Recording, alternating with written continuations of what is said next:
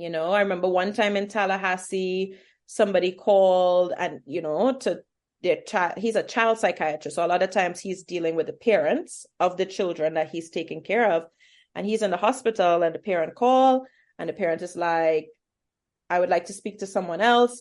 They gave the phone to the nurse and she said, is that a Black doctor? Welcome to the Immigrant Experience in America, an immigrant human library, where we amplify and humanize the experiences of immigrants in the United States and around the world. Listen in as we add another story to our immigrant human library. But that was the green card. Like once the green card came in, now we could look at all the jobs. Before the green card, we had to look at the only options were the jobs that would sponsor a visa. And those tend to be in places that people don't want to live, like Tallahassee. So they will tend to be in more remote locations or more rural locations because those places are harder to recruit.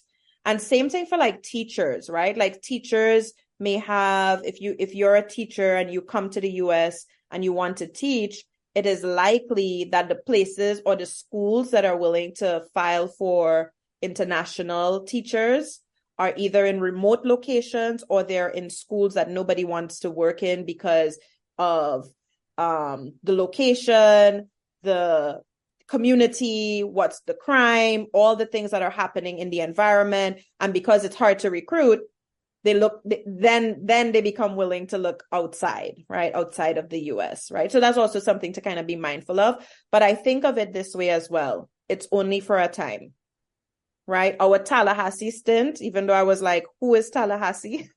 How do you spell Tallahassee? Was only 2 years, right? And sometimes, going through just getting your foot in the door to wherever is willing to take you. And we say in Trinidad, ban your belly. Ban your belly for 2 years, right? Ban your belly for 3 years. So until they file for your green card. And in that time, you just make it work. You just make it work. You make it work. You make it work. And once you get your green card, now the sky is the limit as to you can actually pick where you want to live, where you want to work. You can look at the map of the USA now and be like, okay, I want to live in Atlanta, or I want to live in Florida, or I want to live in Texas. And now you have the options because you're no longer limited by only those companies that want to file for you, And Yes. so that was us. That was our kind of coming to Atlanta story was we picked Atlanta, like we picked Atlanta because now we had a green card and we didn't have to focus solely on who is willing to sponsor our visa. And last year, once you have your green card for 5 years, you can apply for citizenship. So last year, I got my citizenship and I was able to vote for the first time. And it was so exciting. The first time in my life, actually, I was able to vote.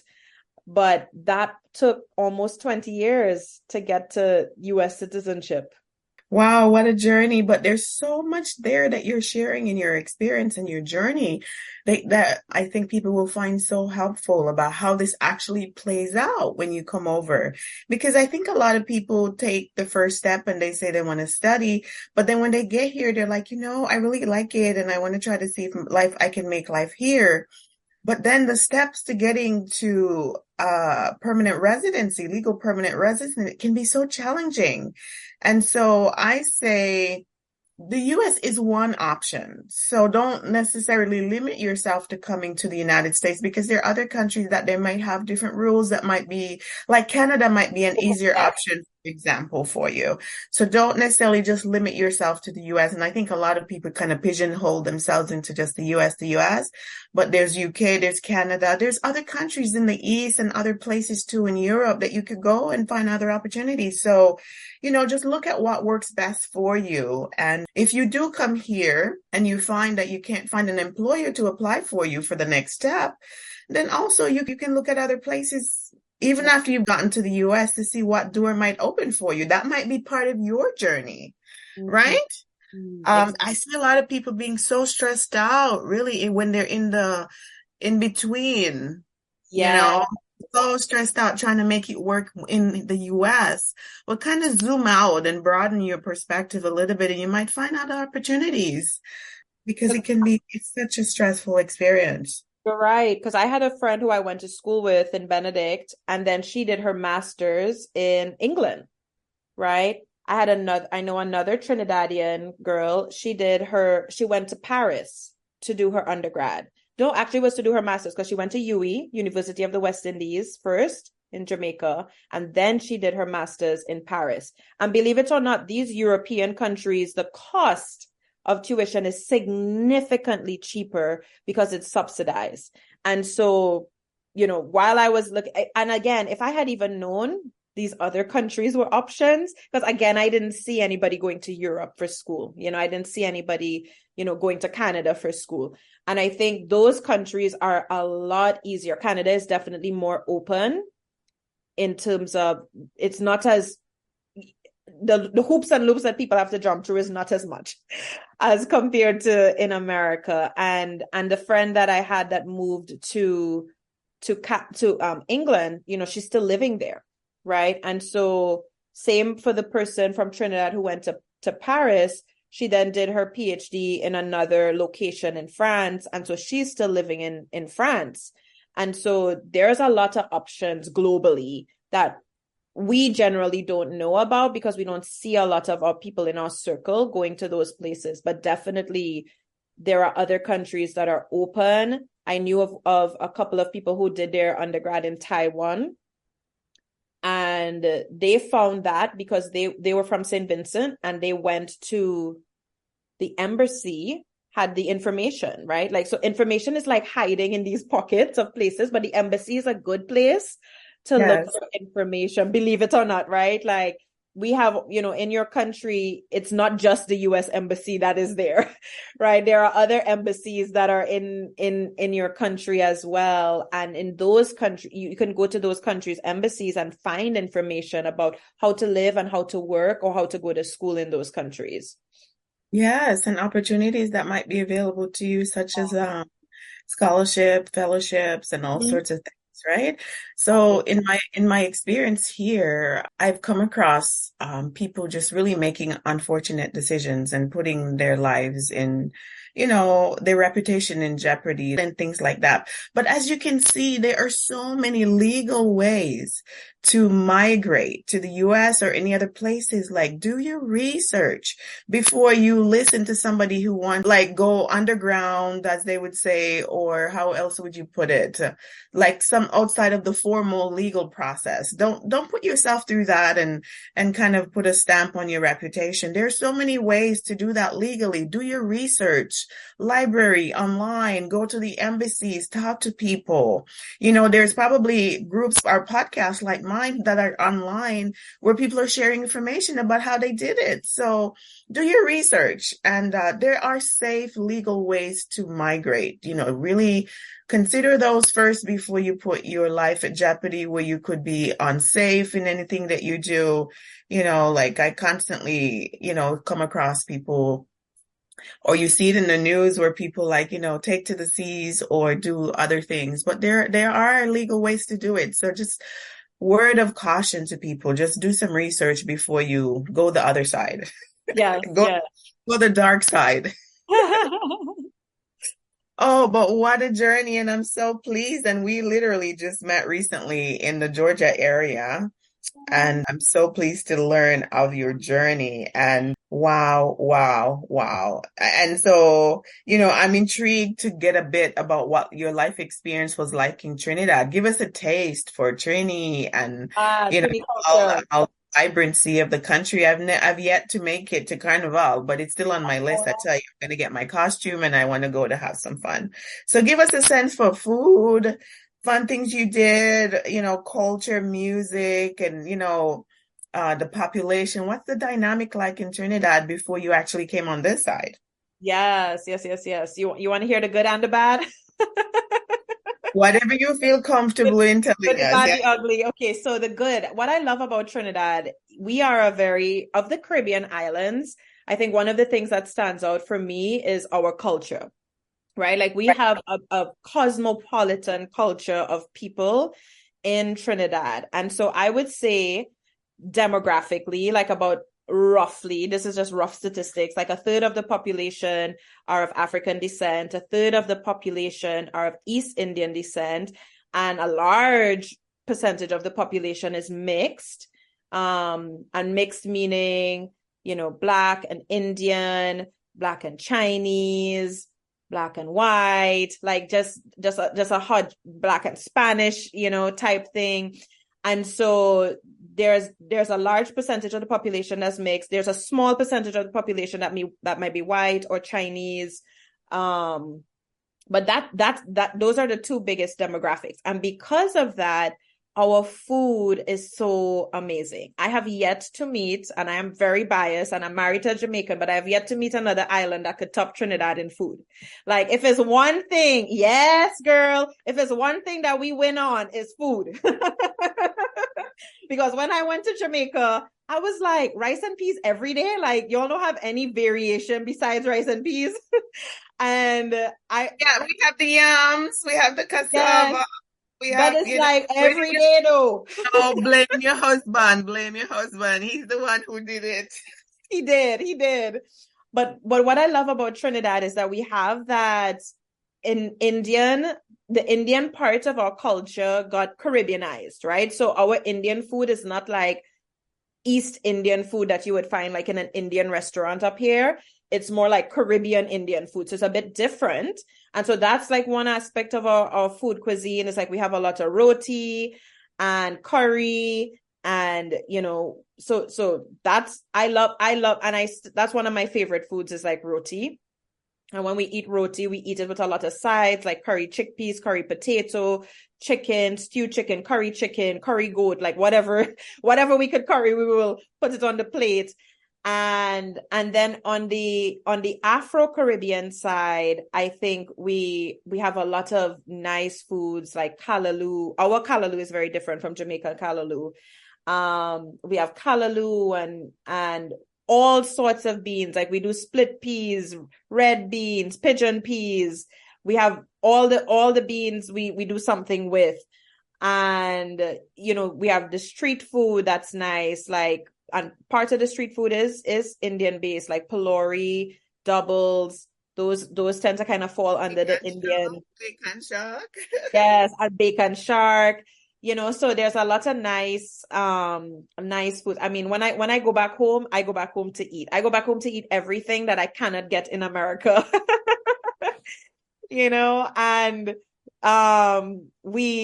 one of my favorite snacks as a child was this, it's called chow, and chow is basically taking half-ripe fruit, like half-ripe mango, and cutting it up and seasoning it with salt and pepper and garlic and cilantro and kind of like mixing it up. And I remember my husband saying like, oh my gosh, y'all put pepper in everything. Like, why do y'all put like in the fruit? He's like, in the fruit, leave the fruit alone. Y'all put pepper in the fruit. And it's true. It's like we really do put pepper in everything, down to the fruits. We will cut it up and put pepper in it. So we are a little on the more spicy side when it comes to like our foods and cuisine and stuff like that. But I love it. I love the diversity of the food groups that we have. And so that's one thing that's nice. And of course, that one of the things culturally that's part of Trinidad is carnival and soca music, calypso music. And that's just like the heartbeat of the culture of Trinidad is having that music, So I grew up listening to, you cannot not hear soca music, it's just like you hear it on the radios, you hear it everywhere, you hear it, playing in stores or in taxis and in buses, like it's all over. And so, but believe it, you said you wanted to go to carnival, and I'm like, me too. Like, I want to go to carnival too, because when I was a child growing up, I remember watching carnival, but never being allowed to play carnival. And so I remember kind of like just standing in the streets and watching the parades and watching the pretty costumes and stuff like that. And then by the time I became a teenager, the church that I was a part of, we would go to youth camp during carnival because that was the church's way of keeping us safe during Carnival and protecting us from from the revelry that they would say. So my entire teenage into young adult until I left Trinidad, I never like actually saw Carnival again because I was away on the youth camp. And so I would love to go back and experience Carnival as an adult and see it with adult eyes because I don't have that experience. Because once I left Trinidad, because Carnival is either February or early March, that is the most inconvenient time to go back home because you only have Christmas and summer breaks when you're in school. And so it takes a lot of preparation now as a working adult to coordinate Carnival, but it's on my bucket list for 2024.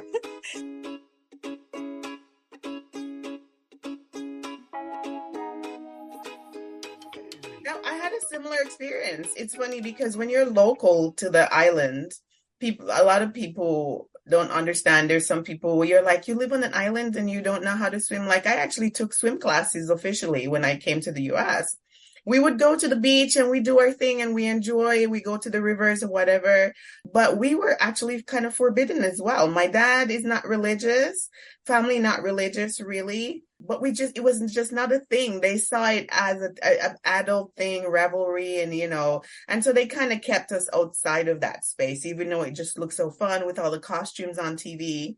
And I literally went back in 2013 because I just was so curious and I just wanted to get dressed up in a costume and just enjoy it. I did the whole duvet thing, the whole late night and going down the street, and it was so much fun. And I've heard of Trinidad and, I'd have to discuss with my husband. I was like, just let's go as adults. Yeah. Let's just do it together. So we should plan me, you and your husband and my husband. Let's all go back and just enjoy it. We are adults. We're not going to do anything that is kind of crazy, slumbering around the street. But we're just Exactly. it's a beautiful culture and it's part of our birth country. So why not experience it? Yes, I really want to do that. So we can keep talking about having that conversation and winning my husband over.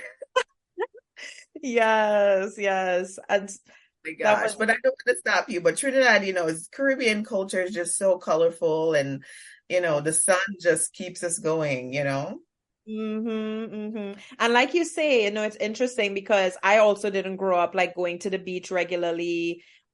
My father, I think he had a fear of the beach, and so he didn't take me to the beach or allow me to go to the beach. And it wasn't until I became like maybe like 15, 16 was when I would go to the beach with the youth group.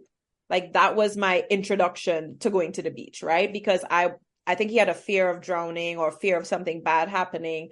And so it's interesting, right? Because you live on an island, but that does not necessarily mean that you are always at the beach or always, swimming or doing island things, because it really depends on your family, I think, of what you are allowed to do or what you have access to or so beach was not actually a normal part of my growing up, but I love the beach now. Like as an adult, I will go out of my way to find a good beach or to find a good beach when I travel. It's like because it's almost like I feel like I missed out. Like I missed out on having that, access to water and to the sand and to the sea and stuff like that. But so I absolutely love going to the beach. And it was one of the reasons why I was drawn to Miami as well, because I was like, oh, I could be like a 20-30 minute drive to the beach as opposed to hours and hours away, like how we are now.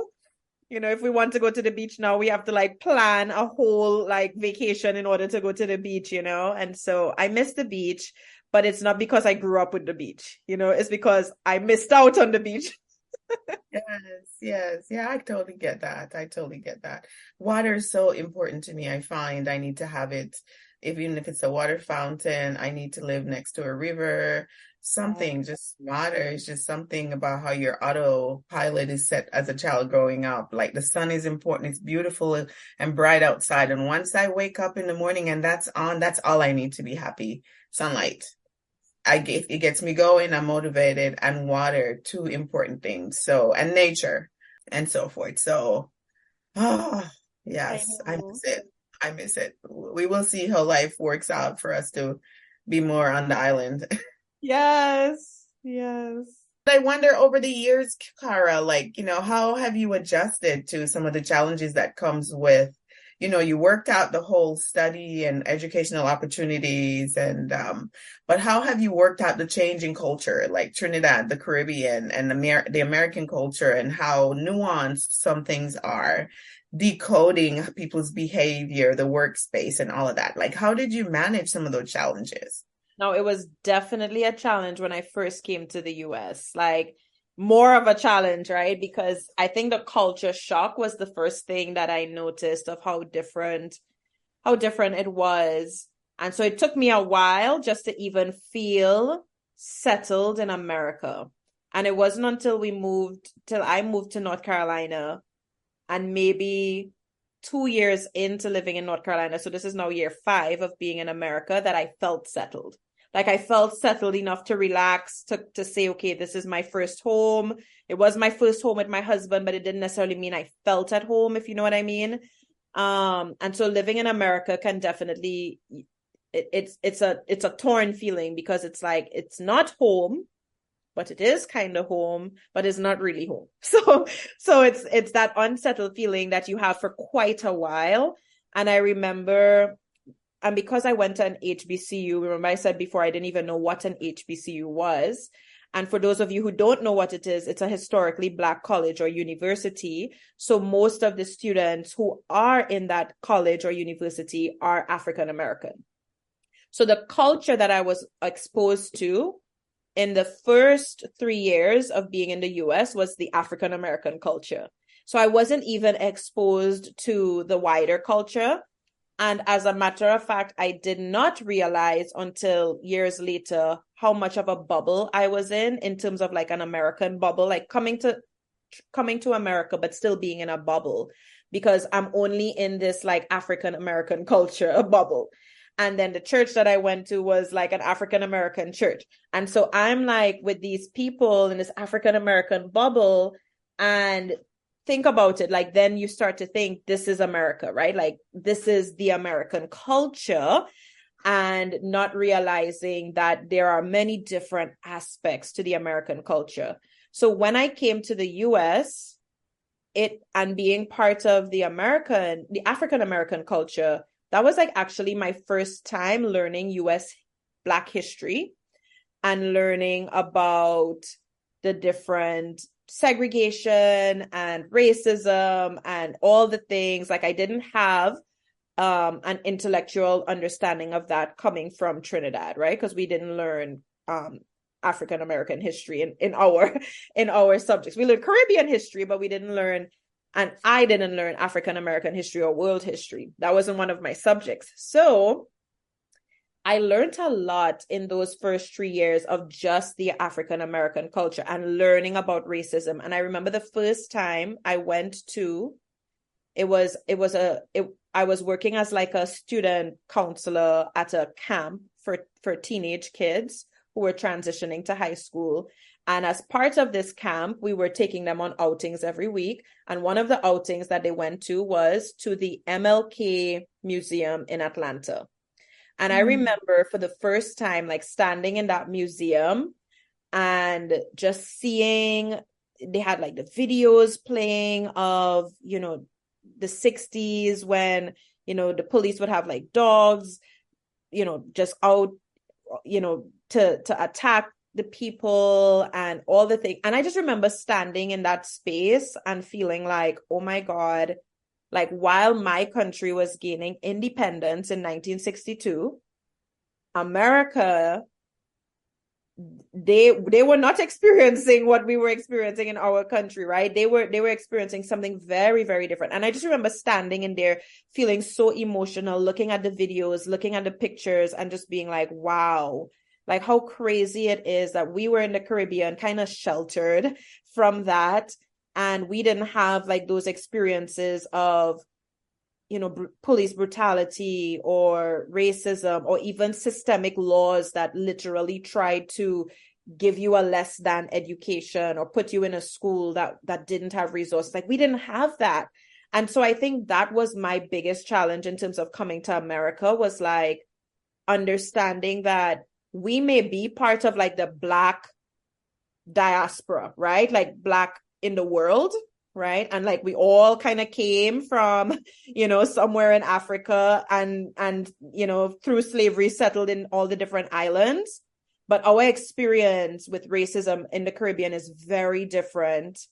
Very, very different than what people's parents, aunties, grandparents experience, right? And I think like I had to learn to understand that, and I had to learn to get an appreciation for that, because in the beginning, I remember us international students being very judgmental about the African American students, almost like, like, why can't they get their act together? Like why can't they do this or do that? Because we didn't understand, right? Like we're coming from a context of like, you are Black in your country and you see Black leaders, you see Black leadership, you see Black prime ministers, Black, everything, right? Doctors, all the things. And we don't know how that then translates into our like confidence and our ability to like take up space and all of those things. And so I think it took a number of years before I started to realize or understand the nuance of that culture and even appreciate it. It took a number of years before I could appreciate it. And once I did, and that was just the African American culture. So then fast forward now, I'm in North Carolina. I'm still sheltered because I'm still going to a Black church. I'm working for a very small company, 20 people. So that's not very big. So my world is still small, right? Like my world is still primarily African American culture. And for the next 7 years, so 3 + 7, 10 years, I would consider myself to be in the American, like the African American bubble.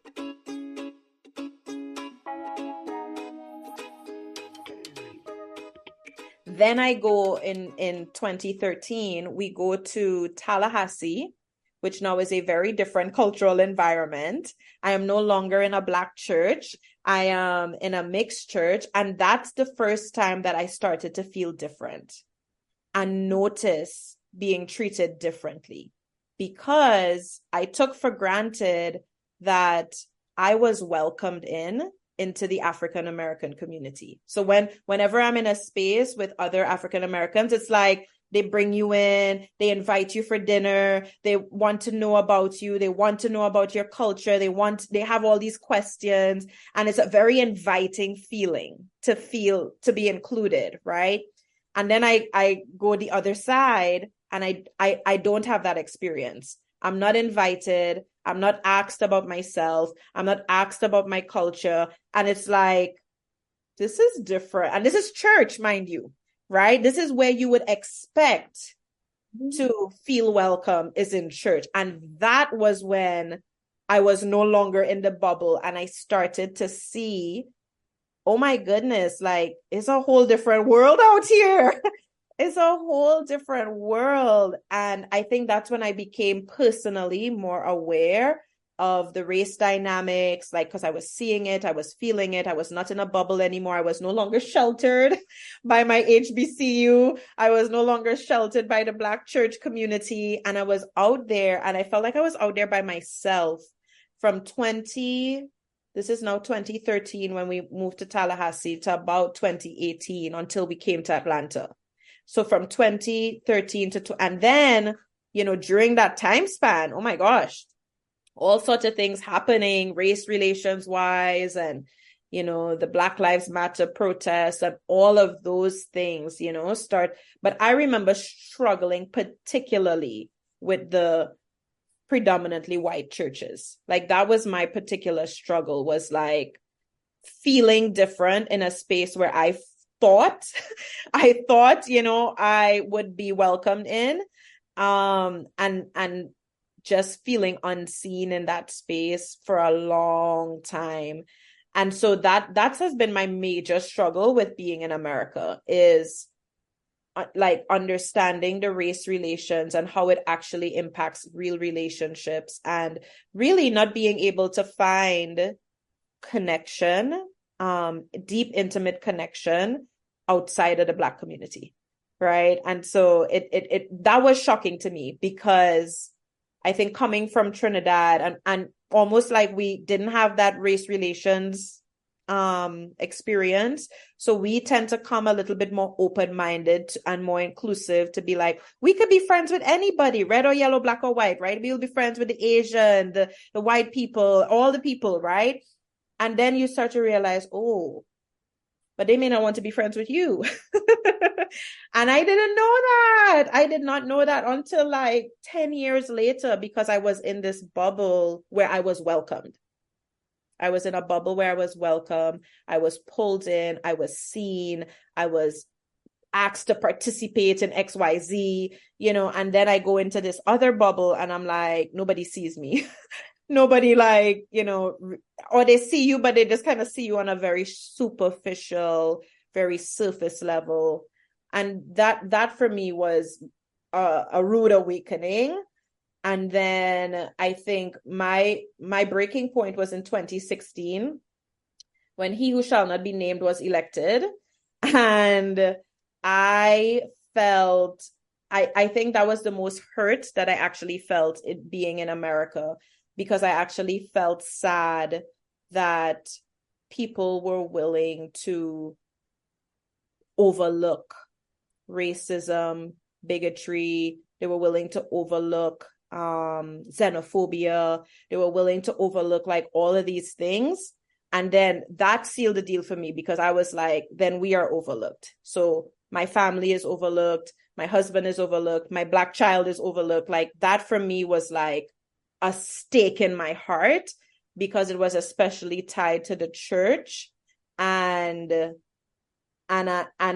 whole white Black differences in the church. It was like, it's real. Like, it wasn't like theory, like, and sometimes you can rationalize and be like, let's give them the benefit of the doubt, like, let's, but then it was like, no, it's real. And I think the reality of it being real, like, I felt it in my core, like in my core, and I felt really sad and I felt really hurt, because I really came, I think, in trying to like, but we accept everybody, we're everybody's friends, and then you realize, no, Cara, everybody is not your friend, right?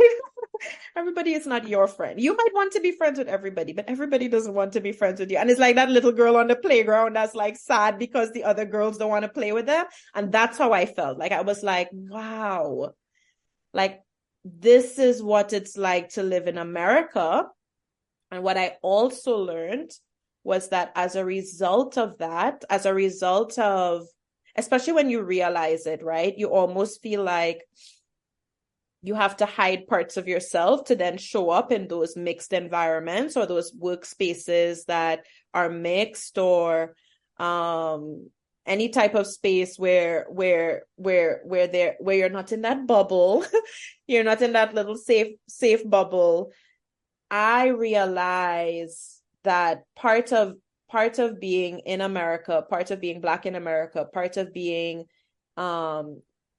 us immigrants being in America, is that we have to assimilate in a way that I don't think we even think about, or we have really words for beforehand, of like what that means, or what that looks like, or what that feels like. But essentially what it feels like is that you can't be your full self. You can't be your true self. You can't, you have to make sure that you are the cross your T's, dot your I's, that you are, presenting the best version of yourself.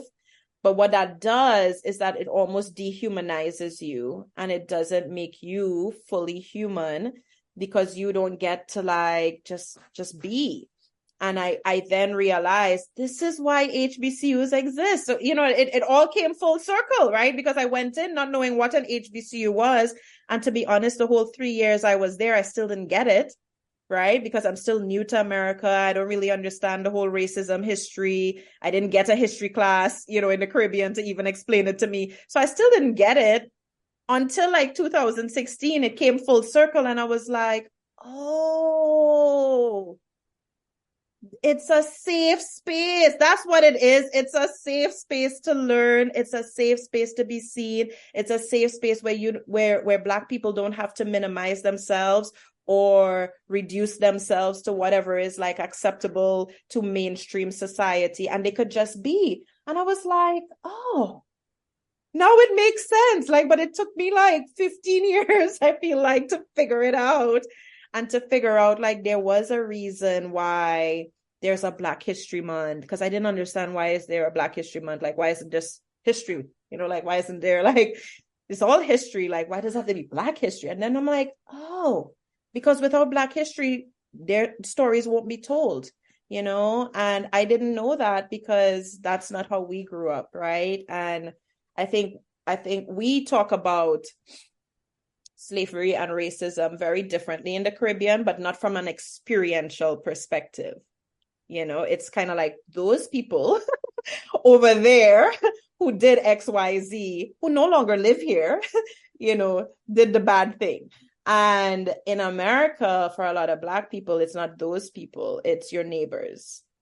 It's the people who you thought were your friends. It's your church family. And then it's like, whoa, that's a whole different experience that I was not prepared for. Like, that's the part of America that I was not prepared for, because I didn't really know, I didn't really have that cultural or what's the word? Like, I wasn't privy, I guess, to that type of what that meant in a real way until living here.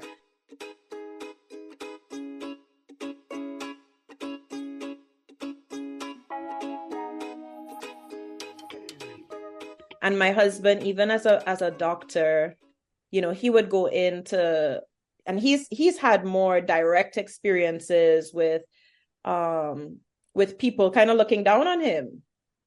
I remember one time in Tallahassee, somebody called, and to their child. He's a child psychiatrist, so a lot of times he's dealing with the parents of the children that he's taking care of, and he's in the hospital, and the parent call, and the parent is like, I would like to speak to someone else. They gave the phone to the nurse, and she said, is that a Black doctor?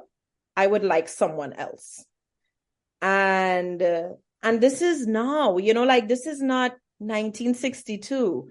And so, he have stories of, like, he would see, one time he saw one of his patients, and it was like, and he was like, oh, you're a half breed. And I was like, what does that even mean? Like, what is going on here? And so he's had, and especially being in medicine, almost like the assumption that you are a lower quality doctor because you're Black, and so we would like to speak to the real doctor, please, right? The qualified one. And those things are real, and those are not things that our Caribbean upbringing remotely prepared us for, right? Because those are not conversations that really exist, because your doctors are Black, the lawyer is Black, the nurse is Black, everybody, right? Like, you see yourself in everybody. And so that's the difference with being in America, is that the way you see yourself is not the way other people see you. And then when you experience it, then it's like, yikes, that's a little dag that hurt, and he can tell you more experiences that he has had just throughout his educational career of assumptions, right? Like, of assumptions that people have made, from getting into medical school to all the things, right? Like, even when he was applying to, when he was talking to his advisor and saying that he wanted to go to a medical school, his advisor said, you should consider applying to the medical schools outside of the US so that you could get in, right? Because the assumption is that you're not going to get in. You're not going to get into a US medical school. So apply to those other schools where, their scores are lower, so you can get into those schools. And that's when you experience that, then you're like, oh, that's when you realize how they see you is not how you see you, right?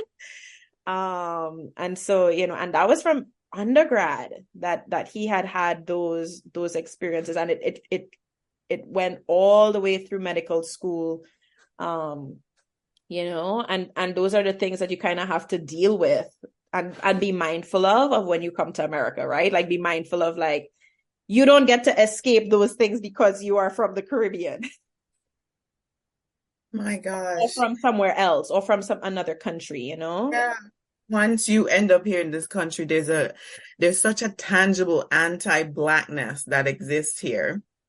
And I think it bleeds through the media to other countries based on how we are represented in the media, in movies, in Hollywood, and so forth. And this is why African Americans are constantly saying that racism is baked into the system here. Yes, And I yes. get it. I mean, I was sitting in your chair, everything you just said. The religious experience, you go to church. I just released a story by this lady, Rosa Bell, who was basically talking about how her son was in this mixed church. She's from Panama, and she's married to an African American gentleman who was in the military, and how her son was bullied by Caucasian folks and was called names based on how he walked and how he spoke. And he was in the church that you would be considered a safe place. Yeah. And it's so sad. They say church is the most segregated place in this country on Sunday mornings, and it is. And be aware when you come here, because if the real history, the real authentic history of really what happens here in this country is people are putting stuff on paper for it, preventing it from being taught in schools. Then Yeah. it's not going to be taught outside of the borders of this country. So we won't know anything. And you're coming in very blind, not knowing like really what you're getting into. And it does take a few years for you to actually say, like, For it to click. Yes. This is what they're talking about when you finally feel it in your skin. Like it's part of, you just have the emotional response to the microaggression, to how people view you. You could be confident and strong, that confidence that comes from a first generation immigrant because you were raised in your birth country. And you come very confident about who you are, and you will work hard and put in whatever you need to do. But then you realize this is what racism is. That a person who has the power is based on how they see you will now affect where you go, what you do, how you show up, based on their interaction with you. So this is what they mean when they talk about racism. And on a very personal level, that's how it plays out. And so you just verbalized it so perfectly, because a lot of us don't even have the language or the words to express what we're experiencing. It took me a while to figure it out. Yeah. And you could end up asking yourself if something's wrong with you because you feel a way, but you don't really know or understand why.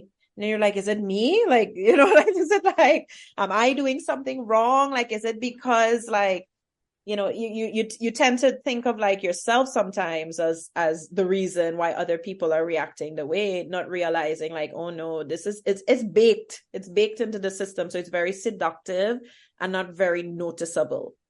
It's not like back in the day where people are wearing hoods and burning crosses and it's very obvious, right? Like that would be very obvious, it's just in the interactions, and people experience it in the workplace too, right? Like being passed up for promotions, being overlooked, having senior people less qualified than them being their supervisor. Those types of things happen all the time. And, it's part of the fabric, I think, of America. Like it's just the hidden fabric in America That people don't talk about. And then when African Americans say they get labeled and, they're called race baiters, they're called this, they're called that, but because their voices have been constantly like, just not heard and it's not being addressed. And they have to live here. I mean, like, where are they going to go to call home? This is, for generations now, this is what they know as home because, they have children and children and children. This is all they know. They can't just leave. We have the luxury of being able to go back home where we were born, where we have family, property, and roots, but they can't leave. They have to still deal with the people and see the people who were in positions of power who continue even after slavery in Yes. 2023 continue to perpetrate some of these same behaviors. And so they're not even able to heal from the trauma. They're constantly just being rewounded day after day. And no matter how hard they work and get their education and achieve, it follows them around. Yeah. And it's sad. And then we come in and being told that you are labeled based on your skin color. It doesn't matter anything else about you, whether you're qualified or not. It comes down to skin color. That is mad. It's Yeah. such a crazy, like mentally to kind of put your mind around. It's just like, and then, my experience has been lately having a daughter who's now 5 and over the last 5 years being here in the South and her going to school and noticing how from so young, these people teach their children to behave a certain way with your children. Right, because my daughter would come home and she'll start asking questions. And recently it just broke my heart because she said, Mommy, she looked at her baby pictures and she was very pale. And she said, Mommy, I want to be this color again. She was 5 and it broke my heart. Wow. That is sad. It broke my heart. I'm like, I didn't have to deal with that when I was her age. I had a luxury to go all the way through high school and not have to deal with that. Yeah. And her children having to deal with this being forced in there from other children. Yes, that's the thing. And less than 5. So they teach their kids this young to be racist. I mean, like, this is on another level. So you better know when you make a decision to come here as a person of African descent or a person of color, you better know what you're getting into, okay? Join us next time for part 3 of this episode. Friends, as always, please subscribe, comment, and share if you enjoyed this interview. If you're passionate about telling immigrant stories, our team is looking for help. If you're willing to help with podcast production, social media, or Patreon management, please reach out to us. You can also donate on our Patreon if it's easier for you. All the links are in the description below. Thank you. We thank our listeners around the world, and we appreciate your continued support as we build our human library. Please remember to give us a 5-star review, subscribe, and share with your friends, family, and circle of influence.